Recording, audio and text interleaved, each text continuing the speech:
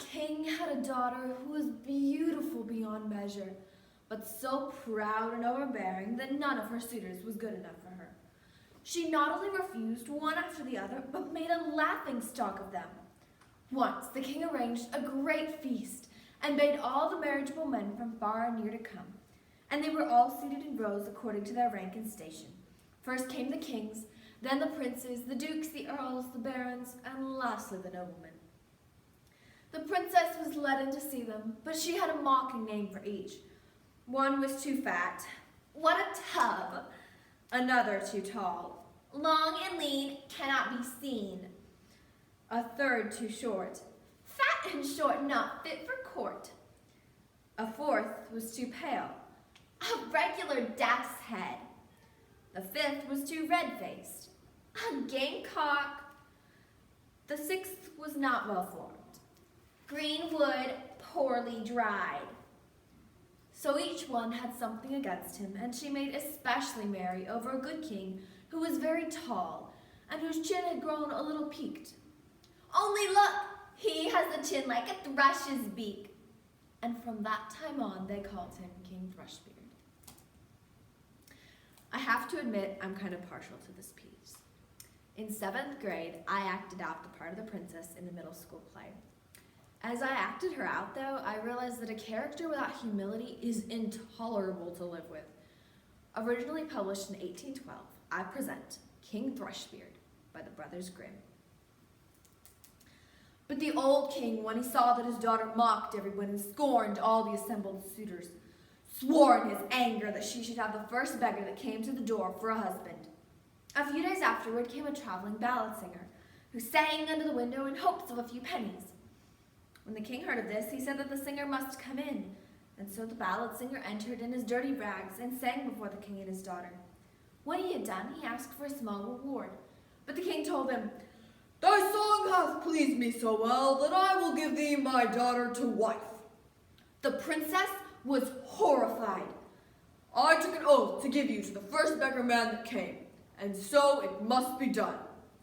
There was no remedy. The priest was fetched, and she had to be married to the ballad singer at once. "Now, since you are a beggar wife, you can no longer stay in my castle. So off with you and your husband." The beggar man led her away, and she was obliged to go forth with him on foot. On the way, they came to a great wood. "Oh, whose is this forest so thick and fine?" "It is King Thrushbeard's, and might have been thine." "Oh, I was a silly young thing, I'm afeard. Would I had taken that good King Thrushbeard." Then they passed through a meadow. "Oh, whose is this meadow so green and fine?" "It is King Thrushbeard's, and might have been thine." "Oh, I was a silly young thing, I'm afeard.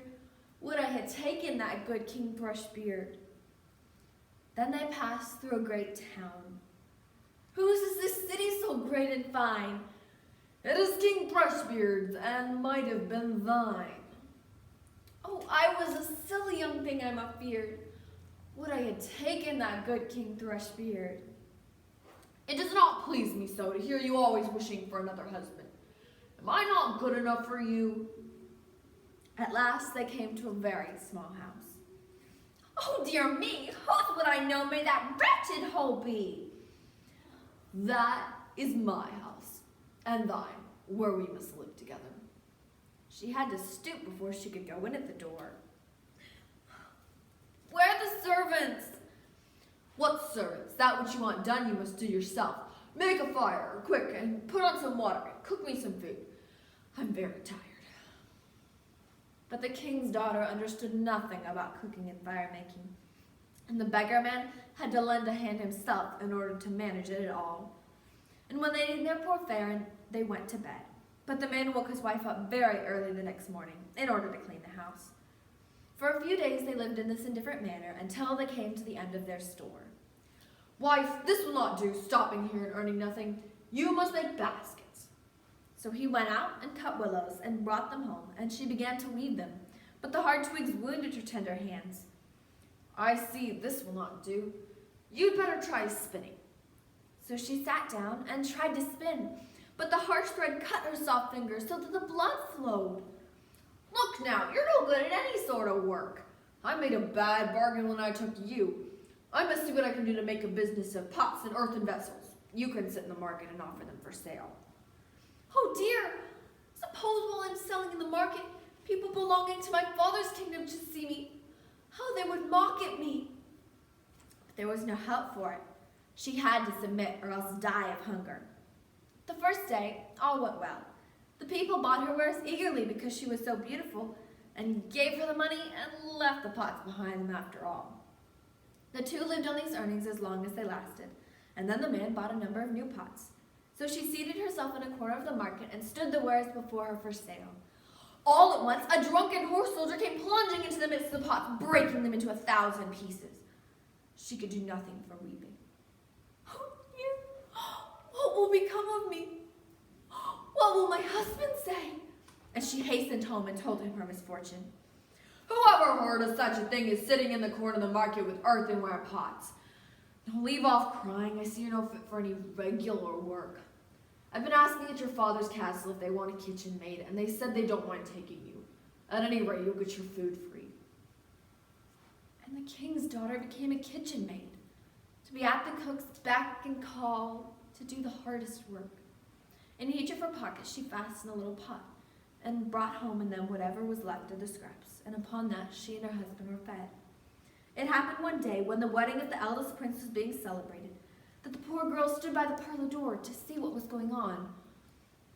And when the place was lighted up and the company arrived, each person handsomer than the one before, all was brilliancy and splendor, she thought of her own fate with a sad heart, and bewailed her former pride and haughtiness, which had brought her so low, and to such great poverty.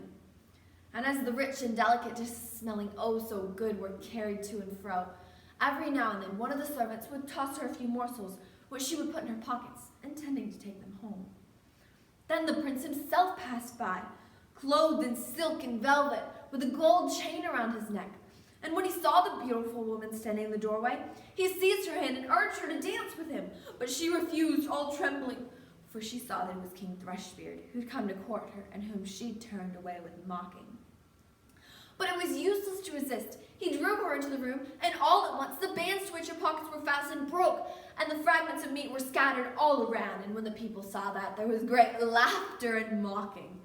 And she felt so ashamed that she wished herself 1,000 fathoms underground. She rushed to the door and would have run away. But when she reached the steps, a man caught her hand. When she looked at him, it was King Thrushbeard again. Do not be afraid. I am the beggar man with whom you lived in the wretched hut. For love of you I disguised myself, and it was I who broke your pots in the guise of a horse soldier. I did it all to bring down your haughtiness and to punish you, for you mocked at me. Then she wept bitterly. I have done a great wrong, and not worthy to be your wife. Take courage. The evil days are over. Come, let us keep our wedding day. Then came the ladies in waiting and dressed her in her splendid clothing.